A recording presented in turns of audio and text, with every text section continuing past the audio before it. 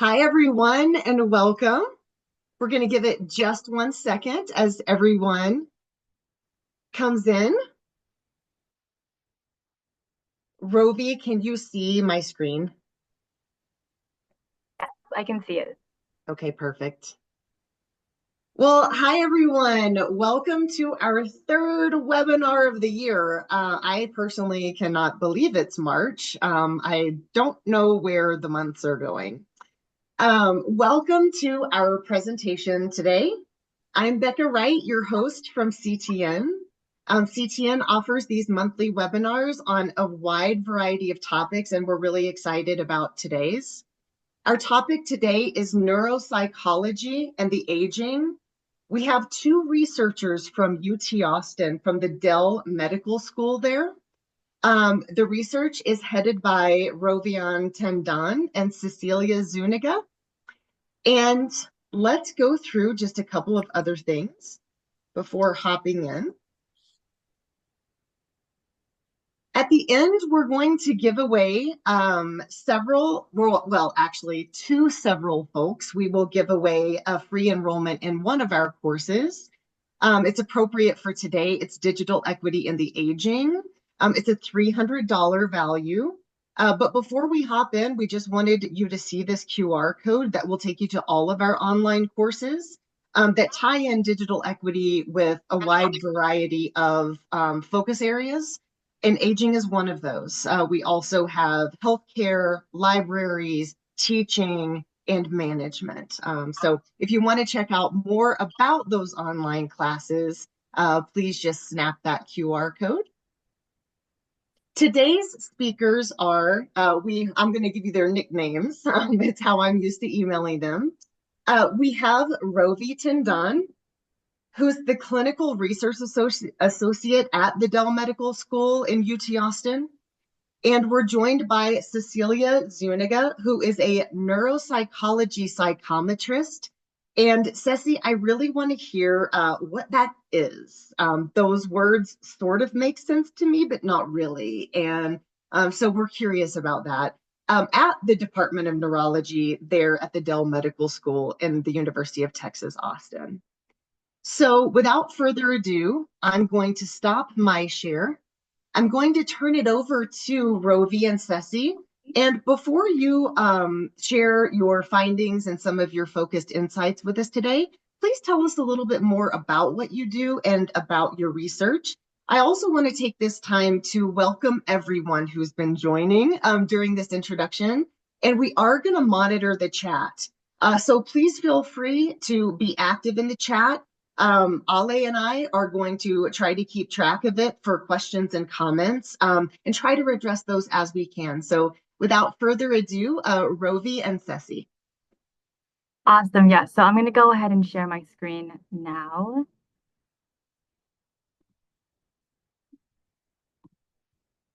Perfect. So let me know if you aren't able to see the screen. So I can see it, which makes me assume everyone else can. I can see it just fine. Awesome. So thank you very much, Becca, for this generous introduction, and welcome everyone who is joining. I don't really know if you're joining from California or from here in Austin or from anywhere else, but we would love to know where you're having lunch with us today. So yeah, go ahead and put that in the chat so we can know a little bit more about the group that's joining today. But thank you very much for the Community Tech Network for having us to talk about our research studies. And I know that Becca said that we were leading these studies, but really we're the research coordinators. We're kind of like the inner cogs, making sure that all of the information kind of flows through to the participants and to the public. But yes, thank you very much for having us. So my name is Rovi. I am a research coordinator here at the Department of Neurology at UT Dell Med. Co-presenting with me is Cecilia Zuniga, another research coordinator and also psychometrist for the Comprehensive Memory Center at UT Health Austin. The building on the screen, that's the medical school. We like to put it on there because it's the coolest building on the campus for us. So hopefully you live nearby and you've seen it down I-35. Well, Ceci is going to be the one leading the conversation for a caregiver-related study. I just wanted to do a little bit of introduction of how I was first introduced to the Community Tech Network. I know that they're headquartered out in San Francisco, but you guys have a a community here in Austin. And Sky actually stopped by our table at one of the caregiver conferences last November. And she was like, "Oh my gosh, you have a study looking at digital calendars. I work for an organization that looks at digital literacy for older adults. Like, we should connect." So several emails and then getting to meet Becca over the holidays. Here we are today. So we're really happy to take this time and join you for your lunch. All right. So a little bit of an agenda and check-in for how our conversation is going to go today. We're going to introduce our lab. We're going to do a little bit of introduction for a role. So Becca, you're going to get your question answered, and Cecilia is going to tell us exactly what she does as a psychometrist. We're going to introduce 3 of our research initiatives that are currently enrolling participants that we have preliminary insights for. We're going to do a bit of an FAQ, and then we'll open it up to Q&A for the rest of the group, and then we'll go ahead and close. So at any point during the presentation, if you have a question, if you just want to say something, we want to keep it as discussion friendly as possible. So go ahead and just interact and engage as much as you'd like. But we'll also have an open Q&A at the very end. Awesome. So jumping right into it, Cecilia and I are part of the TechANS lab here at UT Dell Med School. TechANS stands for Technology to Assist with Neurocognitive Symptoms. This lab exists to develop and promote technologies that help us understand and improve the lives of those with cognitive dysfunction. So if you hop onto our website, it's not at the most updated. So Ceci's picture isn't on the team page, but probably by the end of next week, we'll have most of the information updated on there. While on the site, we're called TechANS, so we actually refer to our group as Benj Lab. It's aptly named after Dr. Jared Benj, who is the bald man on the very left of the screen. He's the lead principal investigator for the studies that we'll present today. So he's like the mastermind of what's driving most of the work in this space. Dr. Benj is a board-certified clinical psychologist and associate professor at the Department of Neurology at Dell Medical School here at UT Austin and at the UT Health Austin's Comprehensive Memory Clinic within the MOVA Clinic for the Neurosciences. It is a total mouthful to say all of that, but it's all to say that Dr. Benj serves multiple roles as a clinician, an educator, and a researcher, mainly for his lab, where you'll see he specializes in assessments of dementia, Alzheimer's disease and related disorders, and cognitive impairment and movement disorders. On the board, we have Dr. Miss, who splits her time as a researcher and neuropsychology fellow. We have Cecilia and me right there on the screen as the research coordinators, Rohit and Carolyn as our undergrad assistants, and our collaborators, Dr. Scullin, who's based out of Baylor University in Waco, and then Dr. Cecilia out of the University of Missouri, who I think is now in Georgia. So our team has grown pretty significantly in the last year, but I just wanted to put some names to faces, or some faces to some names that we'll be saying later on in the presentation. All right, so we're going to answer Becca's question, what do we do and what is this psychometrist? So I'm going to go ahead and start. If you haven't worked in the space of research, we're going to take a beat to talk through what our day-to-day kind of looks like. So as a research coordinator, my role includes writing up some procedures and protocols to make sure that the whole research team is communicating, collecting data, and interacting with research participants in a standardized, consistent, and ethical way. So while a lot of my work is in like the depths of Microsoft Office, we also are the face of a lot of the recruitment efforts out in community. So we take a lead on maintaining relationships with other collaborators. A really great collaborator of ours is up in Georgetown called the Georgetown Neuroscience Foundation, where they host a lot of the events for one of the largest retirement communities here in Texas. And for those who are based in Central Texas, you know about Sun City, and there's a lot of engagement there in participating in research, and within the Alzheimer's Association as well. There's a lot of engagement here in Central Texas. So yeah, I'm going to hand it over to Ceci to go ahead and talk a little bit about her role as a psychometrist. Thank you so much. Hello, everyone. Thank you so much for having us today. So, my name is Cecilia, and as Rovi mentioned, I am also an research coordinator for the study that I'm going to talk about today, as well as a psychometrist for our Comprehensive Memory Center at UT Austin. On the research side, I do exactly what Rovi just said that she did, but for a different study. And then also, I have the privilege of working directly with patients experiencing changes in their cognition on the clinic side as a psychometrist. In this role, I administer and score neuropsychological evaluations under the supervision of a neuropsychologist. And this helps in determining an individual's current level of functioning as well as a diagnosis. And I will take it back to Rovi for now. Awesome. So, as research coordinators, our role kind of touches every single step of the research process from the beginning all the way to the end. So, if you have any questions about what that looks like at the end, we'd be happy to answer them. Awesome. So, we're going to zoom out for a moment, and I wanted to talk a little about the change in technology use over the last decade. So, on the screen, we have three line graphs, all showing smartphone ownership, use in social media, and owning a tablet in the last decade or so. The lines are divided into age brackets, and the one that we're really concerned with is the olive green line, which is at the bottom for all the three graphs. And this age group is the 65 and older. That's the one that we're the most interested in because they're the ones that we're targeting for a lot of the research that we're doing. So in the past decade, older adults in these three brackets in these three buckets have shown an increase in ownership and engagement with smartphones and tablets. And according to the Pew Research Center, 61% of older adults owning a smartphone as of 2021 has gone up from just 13% in 2012. So this can be attributed to a bunch of different societal environmental factors, most recently the impact of COVID and what it's meant to lead into a more digital world when everyone is kind of having to stay inside. And this begs the question, or I guess like when we conceptualize the digital divide, that there's this myth that older adults are, like not the people that we're targeting for smartphone use or social media or tablet use. But we can see that in the data, there's been a lot of engagement increasing in the last decade. And the data kind of stops here at 2021. But if you can imagine the last 4 years, if they're collecting more of that, this 61% could be up to 70% or even 75%.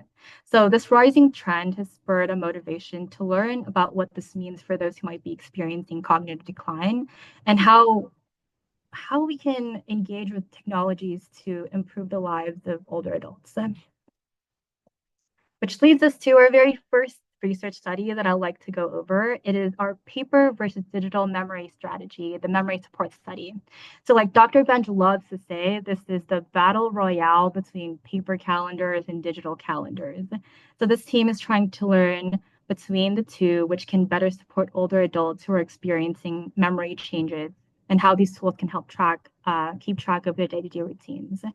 So as people age, and age being the number one indicator for cognitive decline, our ability to remember something in the future changes, more so in individuals who are diagnosed with mild cognitive impairment or mild dementia. And this type of memory, the specific type of memory is called prospective memory. And alongside trying to learn which strategy can better help older adults, we're also following how adding a memory strategy impacts caregivers. So something that we've heard from caregivers is that they often will have a double to-do list. So what does it mean when we introduce a strategy that an individual can offload some of their tasks onto a paper calendar, a digital calendar? Can this help alleviate the burden of some caregivers? Another thing that the study is also prioritizing is enrolling individuals who might be considered digitally disadvantaged. So those who might live in rural areas that don't have a lot of consistent Wi-Fi connection, those who might not own a smartphone, and those who are underrepresented in tech or dementia-related research. This study is designed so that if the person who is interested in participating doesn't have a smartphone or a data plan, that's something that we can provide and that we have funds to provide for the 6 months that they're in the study. So how does this look like from beginning to end? They meet us for their baseline session. They train for the next month, depending on which condition they're randomized into. And then they meet us again at 3 months and that's 6 months. So at the very first visit, someone who would come in who's passed all of the screening measures are randomly assigned either to the paper calendar or to the Google Calendar condition, and that's what they'll be working on for the next 6 months. Because this is a randomized control trial, I, as a research coordinator who's facilitating a lot of these visits, I don't know which one they're assigned. This is to reduce some of the bias that might be introduced. So I only can know at the very end where we're doing that final qualitative assessment. So you might be thinking, what about that person who's randomized into the digital calendar? What does that look like? We have this intervention phase here so that for a whole month in the study, they're meeting with a trainer every single week to kind of help them adopt the skills and kind of transition into using a digital calendar that they may not be using. This is also the time where we find where folks will feel the most frustrated. So they'll say things like, oh, I wish I was put into the paper calendar. I would have done really well in that. But really the point of the study is what can we learn when people don't have that choice to either put into the digital or the paper calendar? What can we learn in either case? Was it a good experience? Is it a bad experience? What is the length of time that it takes for somebody to adopt a new skill? And if it doesn't work out for them, why didn't it work out? And I'm sure that some of you also have your own stories of having to encourage somebody to try something new, especially using some new tech. So something that helps in transitioning into teaching somebody to use a digital calendar is a visual aid. And on the screen, we've designed kind of like one pagers, kind of seeing what would someone's experience be like opening a phone? Would they have trouble finding the app? Maybe we can have something on the handout so that they can see where to find it. What do they see when they open it? Is this something that we can add some simple 1, 2, 3 step how to add an event? So this is something that we do utilize because we understand that some people will learn visually and then some people will learn by watching someone else do it. Currently, we've had about 6 participants complete all of their 6 months of the study. And of these 6, some of them have been assigned the Google Calendar. So we've had really great insights from these interviews. By the end of the study as a whole, we hope to have about 200 qualitative interviews for those who participate. So we'll have a really much better picture of what the experience is like learning either a digital calendar or paper calendar and adding it into their daily life. A couple of comments that I've received from talking to people who were assigned the digital calendar is on the screen. So some people have said that I've transitioned from using my paper calendar to a digital calendar. This experience helped me kind of update the way that I've been keeping track. Another person said that while we were assigned the digital calendar, we still needed a paper calendar to help us keep track of the big things that our family needed to all kind of see. And then lastly, a comment that I received recently from someone who finished up on the study is using this Google Calendar has actually helped connect their household because of the feature of having the ability to share a calendar. She was able to see what her husband was doing. She was able to connect their son who was living with them.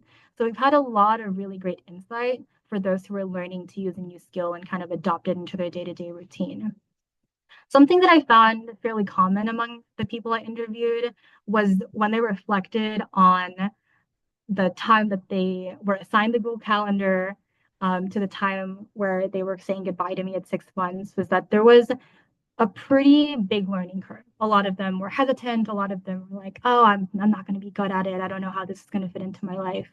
But I think through the practices at that 1 month, through the support of their caregiver or their co-participant, they were able to kind of give themselves the space to learn something new. It may not have been adopted like that first comment that they transitioned into their digital calendar completely, but it was adopted in a way that they found how it fit into their life. So a couple of insights that we've also learned from the study up to this point is that caregivers play a really large part of using a new digital tool. So I found that when I was interviewing the caregiver and the participant together, you could tell which ones were the most engaged. You could tell which ones reminded them to look at their calendar or reminded them how they were using it. We also had comments and insights on how people were interacting with actual like devices that they had to bring with them. Depending on how successful they were able to integrate it into their daily life, you could tell which ones like had a very disattached relationship with their phone. So you could tell which ones didn't really bring it to them like to appointments because they either misplaced it. So these are the things that we're learning through these interviews, and hopefully by the next 2 years, we'll have a lot more insight to provide and give out to the public. So now that we've talked about strategies or the study that we're learning about which paper calendar or digital calendar helps with day-to-day memory, what about focusing on the device itself? And we do have a study that we're doing that. What can our smartphones tell us about brain health?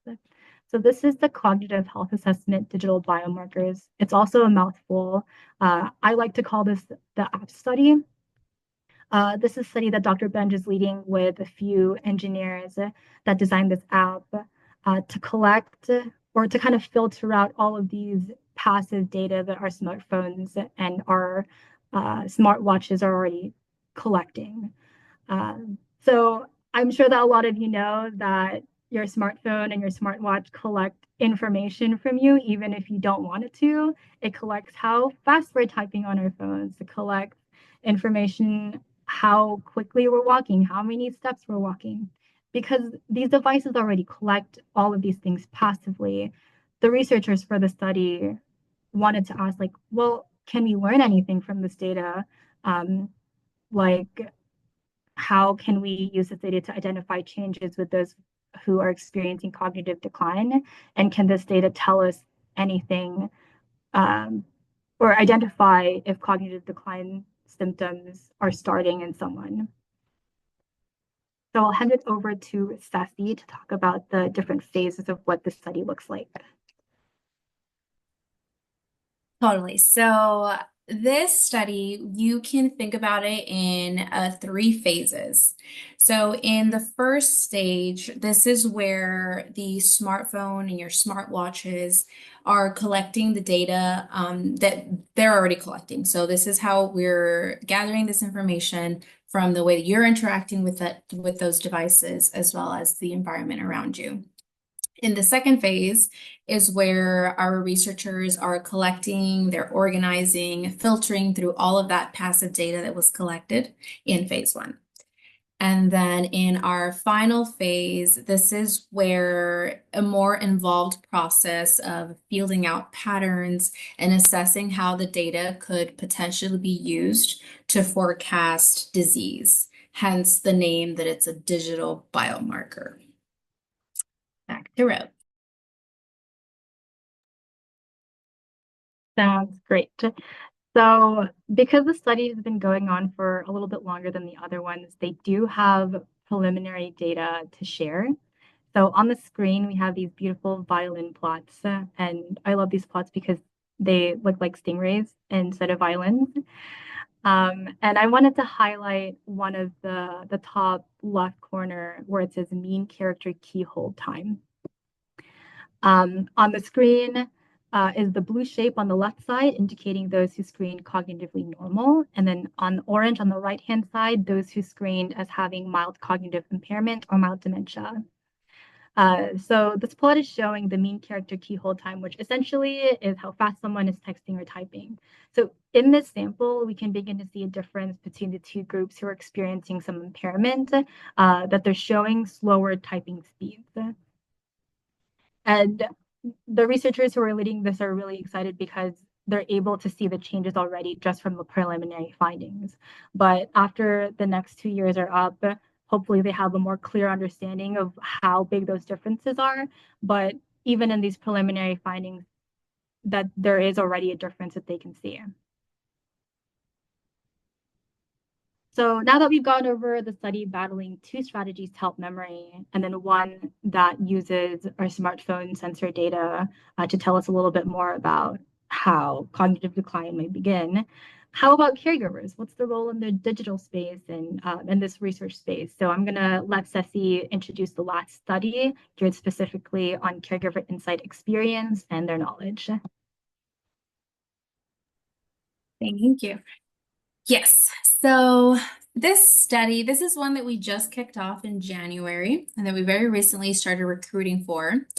And it involves caregivers for older adults that have cognitive concerns or experiencing cognitive changes. This study is aimed at better understanding the day-to-day demands of older adults living with diseases that cause these cognitive declines, such as Alzheimer's disease. Our goal with this study is to modernize a very vital tool that we use for assessing complex daily activities among older adults. And it's called the Lawton-Brody Instrumental Activities of Daily Living Scale. We are collaborating with some amazing researchers at UT San Antonio to carry it out as well. And we're super excited to learn more from the people that witness these changes every day. So, okay. Originally, this assessment was published in 1969, meaning that the data that was actually collected for it happened even before then. And that causes this assessment to lack coverage of modern activities, such as the use of internet-enabled technologies like smartphones and tablets and such, which have been a crucial component for the lives of our older adults, of our older adult population for several years now, as we saw in that graph from the Pew Research data a couple slides ago. So this scale asks care partners about their loved one's ability to carry out several complex day-to-day tasks, such as their ability to handle finances and use a phone, to name a couple. And while some of the descriptions are still maybe relevant, others, such as the suggestion that the individual is able to write checks, or that they arrange their own travel via taxi or dial a few well phone numbers, those are a bit outdated. Not to say that they're completely obsolete, but technology, as we know, is a living, breathing beast. So we're trying to adapt and embrace more contemporary practices in a more refined assessment. Okay, so this study focuses on 3 main objectives, and we break it up into aims. In aim 1, this is where we're identifying the outdated items. So we're analyzing existing data we're analyzing to find items that may inaccurately reflect abilities based on several demographic attributes. In aim 2, we want to expand the scale. So through cognitive interviews with care partners, we want to identify new domains and refine response options to better capture current modern daily activities. And finally, in aim 3 is where we would be piloting the revised instrument. And this is where we'll test the updated scale with a group of adults across our 2 sites to ensure that it's relevant and accurate. So currently we are recruiting specifically for aim 2, which consists of only a one-time 1 to 2 hour Zoom interview, and all participants will be compensated for their time as well. So I think it's super convenient that it's virtual, so really anybody could join if they wanted to. Next slide. Okay, so to summarize the big questions that our groups are trying to answer, in no particular order, number 1, how can tech and paper strategies help older adults better keep track of future events? Number 2, how can we use technology to detect cognitive decline? And number 3, how can we improve our measurements to better understand modern day-to-day demands of older adults? These big picture aims are ones that our group is super excited to learn about and ones that motivate us to continue engaging with organizations such as Community Tech Network, who is out in the community bridging the gap between changes in our digital world and individual needs and goals. I will hand the mic over back to Rovi now. Awesome. So we have a kind of a um, we included a slide because we thought that this would be a great opportunity to also learn from your organization. We think that the digital literacy work that you're doing is one that is very important, more important now. And we had really two objectives with this. We wanted to ask if anyone wanted to share some best practices they had as educators working in the space for digital literacy for older adults, how you're reaching out to your communities and insights that you'd love to share with us. And then the second is, what are some best practices that you all have learned when trying to reduce anxiety and hesitancy in people who are kind of quick to react to learning to use a smartphone or a tablet? So I'm gonna just go ahead and see if anyone has some comments in the chat. If you can unmute and share an insight, we'd love to take the next minute or so to do that. I would love to open it up to our guests. I can certainly speak on behalf of CTN, but we'd love to hear from other folks.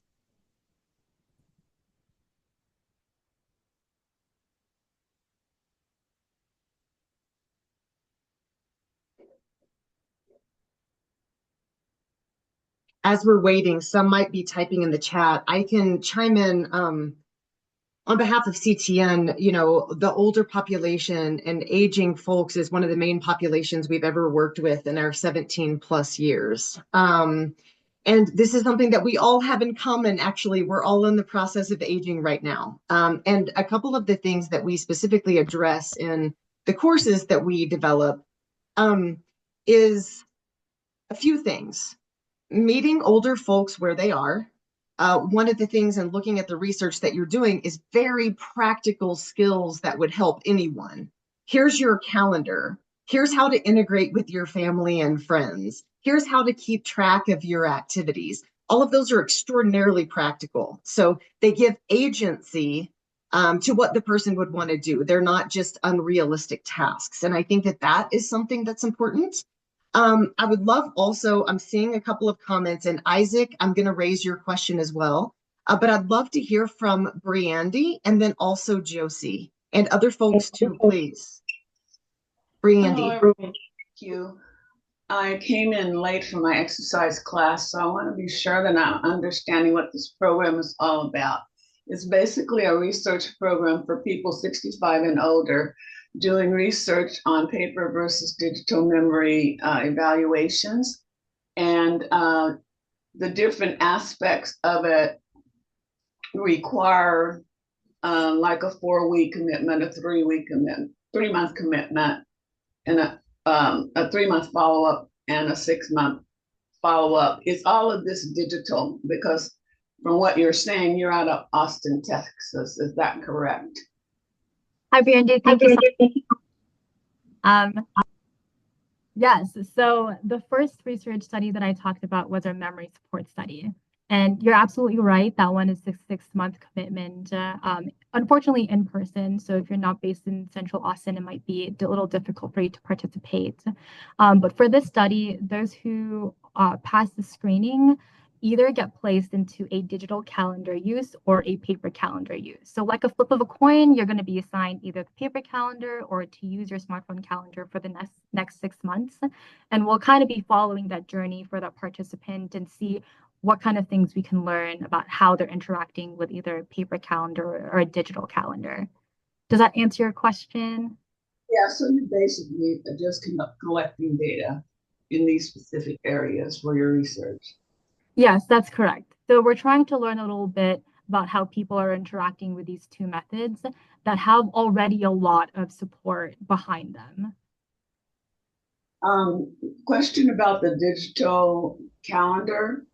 Is there like it appears that you're saying that there's a software program for that. The digital calendar that we use is going to be the Google Calendar, which should be accessible for both Android users and iPhone users. So we try to use an app that can be accessible for all different kinds of phones. Thank you so And if I much. could just interject really quickly, we did talk about 3 different studies. So that is just one study. There is one where there is an app that was created for it, and then there's one that is for caregivers. So there's 3 different studies that we discussed. Thank you. We'd love to hear, to Rovi's point, a few more like lessons learned or insights. I would like to turn it over to Josie from CTN, but we would love to hear from other folks as well. Yeah, hi. I've worked a lot with teaching digital skills to older adults. And I would say my main takeaways are, like you mentioned in the Google Calendar study, providing one-pagers, pieces of paper showing what to actually look for on the device is a game changer. Having something printed out physical that they can look at to sort of help frame what they're actually going to see on their device, because our phones, our tablets can be really overwhelming. Yeah. So anything to help make those connections between icons. Along with that, simplifying devices. So like in our programs where we distribute devices, we really cut down the stuff on the screen. So it's a lot easier to find the apps that we're working on teaching. And then as you get more comfortable, you can complicate your phone as much as you want, but it's just to make it less visually overwhelming and confusing is a big one. And then I would say the last thing is just focusing on what's relevant to the individual. I feel like in my generation, we tend to be very like, woohoo, technology, it's so fun. Yeah. But there's apps and websites for everything that I think getting to know the person and find out in what situations tech is actually going to help them Yeah. versus like my stepdad, I would never teach him Facebook because I know he would hate it. Yeah. But focusing on things that this is a challenge you're having in your life, and this is a digital tool that can actually help you. Amazing. Thank you. Thank you so much, Josie, for sharing. And I really hear your point about personalizing this experience to the individual.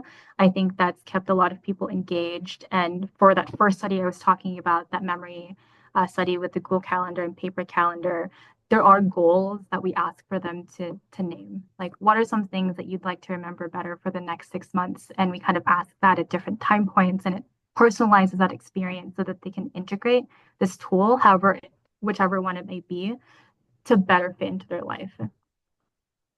I'd like to bring up also the chat's getting quite active, and some of you were asking about how to get involved in the studies or what they, what they consist of, and you have more questions. And I want to draw your attention to Ceci's comment in the chat. She gives an email address that I'm just going to bring out. It's tech and slab, TECHANSLAB.austin.utexas.edu. Just want to bring that out. And I'd like to, Rovi, do we have time for questions, or was there more in your presentation you want to make sure you get to?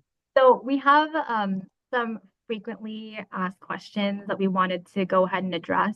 Let me see if I can move to the next slide. And these are just a couple that some of you might already be thinking about. So I'm going to have Ceci started us off with our first one. Is any of this actually really good for the brain? Yes, so that is a question that we have received before. And we are not seeing evidence of a digital dementia among our digital pioneers, meaning that the older adult population who have had to adopt the evolving technology in their lifetime. Our PI, Dr. Benj, actually did a meta-analysis, which is in press right now, but it has already been approved for publication, that revealed quite the opposite, actually. Digital technologies may actually have a positive impact on cognition for these digital pioneers. However, there is still a lot more work that needs to be done on how it might affect the digital natives. So kind of like the people that grew up with technology since a child, as well as any potential impacts it might have on dementia risk. I know that, we're all aware how intimidating tech can be for older adults, but it is important to make a distinction between doing something because it feels good or doing it because it is good. Dr. Benj likes to make the comparison of exercise. So exercising is very good for the brain, but it doesn't necessarily feel good. And there is a lot of data that shows that using technology is good for the brain as well. So for older adults. All right, so Right. I see that there's a hand raised, so I'll go ahead and wait to answer any questions until we get to the next slide. We're just going to go through the rest of the questions on the screen. So another question that comes up in some of the presentations are any concerns about safety when using some more technology? And the answer is yes. When people are using more technology and are on the internet some more, it definitely opens up to potential risks for financial abuse, scams of any sort, data breaches. So this is why our studies are really focused on also including other aspects of people's environment and technical tools. So we lean into social supports and caregivers who might be living in the same household to kind of keep an eye out and to use digital education literacy as proactive tools to kind of combat some of these risks. There are a lot of resources such as app monitoring and password managers and calendars that can help reduce some of the risks that are faced when using more technology in your life. And I'm sure that a lot of you also have other best practices to kind of manage this. The next question is, can people who are living out of state, so I saw some people are out in Chicago and Utah, can some of the people living out of state participate in this research? And the answer is also yes, except for our first one.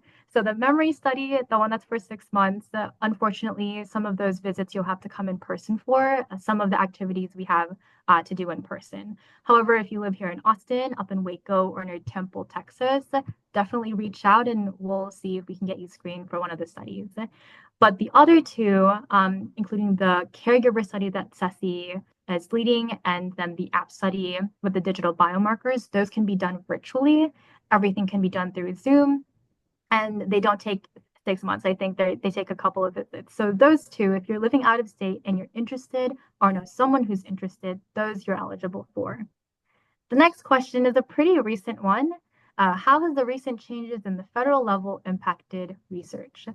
So give me one moment. My screen just froze. Okay, so how has the recent changes in the federal level impacted research? As of right now, there's been no direct impacts on our particular studies. There are other studies that have been impacted in our campus, but for these studies that we mentioned today, there doesn't seem to be any direct impacts, and we will continue enrolling for as long as we can. We are monitoring the situation very closely, but really what we want to focus on is our appreciation and our gratitude to organizations like Community Tech Network and organizations like the Alzheimer's Association that continue to do the good work in providing education, services, and resources to older adults and people of all ages. But we do remain hopeful, and we will continue to do the research work and keep people in the loop with any changes in regards to these studies. The next question, I'll hand it back to Ceci about the limitations and barriers that we've experienced during research with older adults. Yeah, so what are some limitations and barriers to research with older adults that we've experienced? I just want to start by saying that one of the many exciting things about this line of research is that we are learning directly from older adults. So communicating with older adults and learning about challenges they encounter, they really actually just help us identify the areas where we can improve and make things better for the next person. In all of our studies, we do include a refinement process, and even if we do come up with these challenges, it's kind of like we're learning and we're using it to do even more research. So there isn't really ever a I guess like a stopping point for us. We just kind of like take it, and if it's something that is a barrier, then we use it to continue research and learn more about it. And our last question. Yes. And then the last question is, how can we help? And I'm sure if I open up the chat, there's going to be a lot of people asking, how can we help?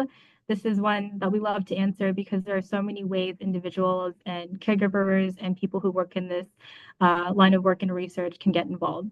So if you want to start here, you can reach out to me or Ceci in the email address that she put up on the chat.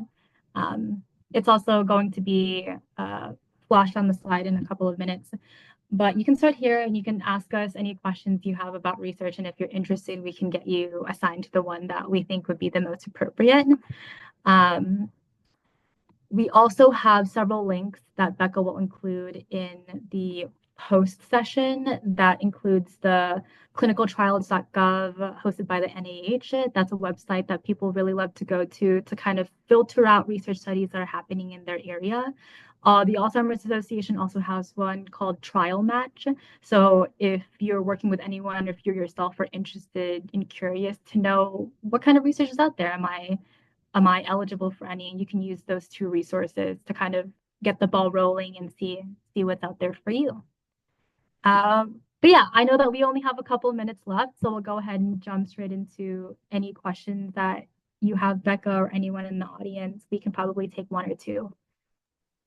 We've had quite a few. And so what I definitely am going to do, just for the sake of time, as we're starting to wrap up here in a few minutes, is I will definitely, just in the top of this post email that I send out, I will put their email address because of your, here you go. And because of your just continued interest in that, I will definitely include that. And they're being very generous to offer to answer your questions. There have been several, and there have been several just anecdotal comments in here as well. I'll just add, just for the sake of time, let's do one. One was brought up with like, how does the enhanced screen time, or do you even know, in the aging population, how is that affecting eyesight issues, cataract issues, eye strain? Have you collected any data about that in this yet? That's a really great question. And I wish that Dr. Brent was here because he'd be jumping up and down knowing that people are curious to know what that is. What we're gonna do is we're gonna find the answer for you. And if it's okay, Becca, we can take some of these questions, bring it back to our lab, and kind of do like a cheat sheet to give back to the community. We would love to do that to get that question answered. And so what we'll do is just make sure that everyone who has these specific questions and specific interests can get in touch with you.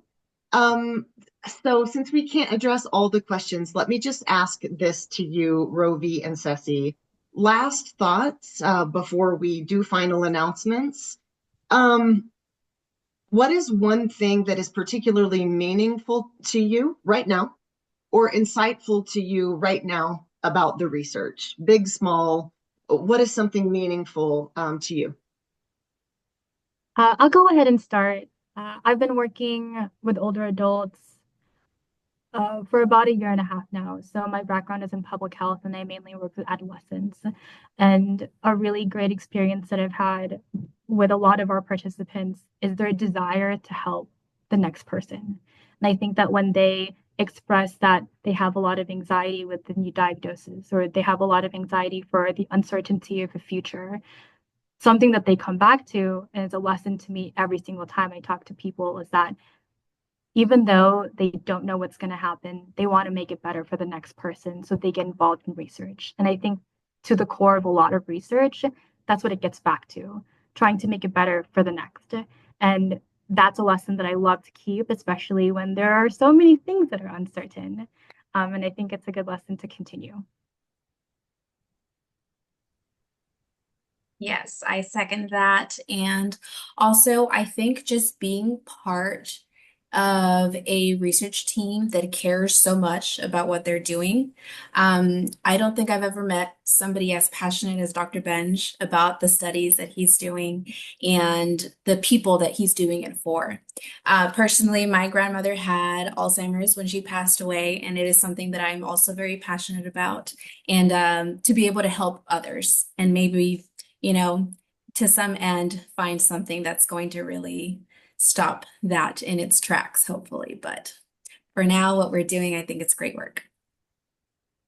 I thank you so much for presenting this. I feel like in every webinar, we always say, like, there's just not enough time. There's just not enough time.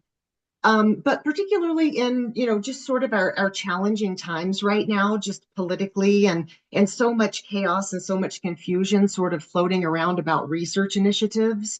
It's so encouraging and it's so wonderful to see some of the active research that you're doing. And I know most folks on the call either work with aging populations or have them in our lives. We are caregivers. We work with members in our community and members in our family. So I think that you're going to get a lot. I hope that you just make some coffee or tea and just sit down in front of your computer and respond to a lot of these good questions. But I do want to thank you so much for being involved in research that's so relevant as we all age and as technology advances and advances at such a rapid rate. Of course, thank you so much for having us. And we would love like a copy of the questions or however best you think that it would be to answer them moving forward. We will definitely Yes. do that. And please don't hesitate to email, even if you're just interested in research in general, because there's always something going on at UT Austin that you may be able to be a part of. So, No matter where you are, because we're all across the whole country, as we can see yes, in the chat. Well, exactly. thank you both. I do want to make just a couple of concluding announcements before we get into our giveaways. Ceci, can you see my screen? I sure can, yes. Thank you. Thanks. In the spirit of just academics, and in the spirit of just sharing information, I do want to draw everyone's attention to a free ebook that CTN has, completely free of charge. If you're interested in digital equity or digital inclusion work, what this free ebook does is it goes into detail about what digital equity is, why it matters, and how to achieve it. I'm sure most of the folks on the call today are experts in this area, subject matter experts, very experienced. But in the spirit of what Rovi was saying, of like continuing to do this, continuing to pass it on, like having those ripple effects that go through the community, this could be great if you want to pass this on to any individual or any organization that is just simply interested in connecting people with technology and making that technology useful and relevant in their lives. There's no obligation. This is not a sales pitch. This is just a free ebook that we thought was particularly relevant for the topic today, and we wanted to pass that along. Our next webinar is coming up on April 24th. I'll include the registration link in the email that I send out after this. It's also available on CTN's website if you go to events. Our next webinar is Life on the Edge of Connectivity. It's a digital divide simulation that's going to be presented by KC Digital Drive in Kansas City. This is a really exciting community initiative that has brought a lot of things to light. It demonstrates what it's like to live an analog life in a digital world. And they're going to present this to us and also talk about like implications of this in our community. And so we would love for you to join us for that. So watch for that next month. And one last thing before our giveaway. If you're enjoying our free webinars, you can help them continue, and we would actually love to hear more ideas about webinars that you would like to see. This is a reminder that CTN is a nonprofit organization. Our LIFT team brings these resources to you each month as a courtesy of our program, completely free of charge, because we believe that digital inclusion is key for communities to not only survive, but to thrive, particularly now in our challenging political and daily environment. Knowledge is power. If you have found some value in today's webinar, please consider supporting our mission and make a donation today, any amount, $5, $10 from your organization by following this link. We're passionate about connecting with you all, and we want to continue these valuable conversations. Here is our giveaway.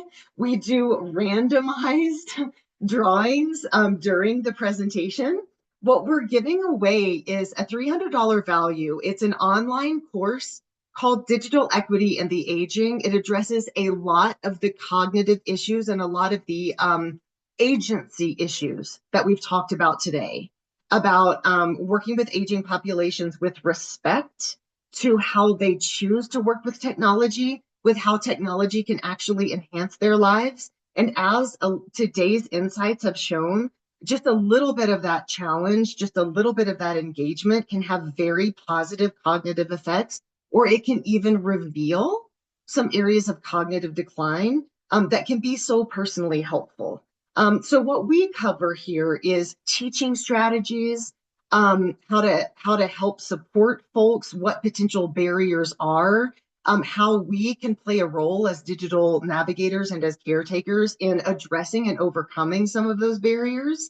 And we've received really great feedback about this course, and we're so excited about this giveaway. Just a quick reminder of how you can reach us. You can email us at lift@communitytechnetwork.org with any of your thoughts, any of your feedback, and any of your questions at any time. So do we have today, please just chat or please just chime in and say, hey, I'm here. Do we have still Isaac Carrazzo Ortiz? Are you still with us, Isaac? Hey, I'm here. Isaac, I will be following up with you for free enrollment, my friend. And you were the first to ask a question, so I'll make sure that Rovi and Ceci get your question as well. Okay, awesome. Thank you so much. Congratulations. Thanks for your participation, Isaac. Do we have Robert Slack? Hi there, that would be me. Okay, Robert, you're going to be hearing from me as well for a free enrollment in this. I know that a lot of it will be relevant to the work that you do and to your interests. Congratulations. Thank you so much. And do we have with us still, and I'm sorry if I mispronounce, Diana Bonilla?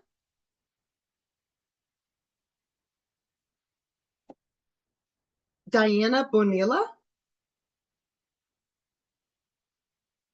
Do we have Laura Heller?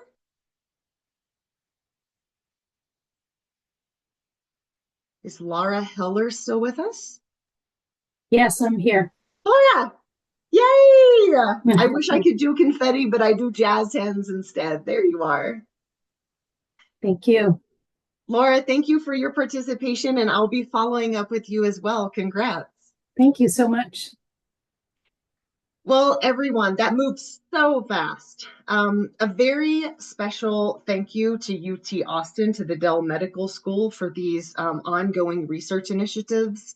Rovi and Ceci, thank you so much for just chatting it up with Sky and turning just a fun chat into this great webinar. And thank you for making the time in your busy lives to share this with us. I apologize in advance for all of the emails that you're going to get. Thank you once again. This is part of the work, and anyone who's interested in research is someone that we'd love to talk to. So happy to hear from everyone. And thank you so much, everybody, for taking your lunch hour during such a busy time and joining us. We really hope to see you next month to go through the Digital Divide Simulator.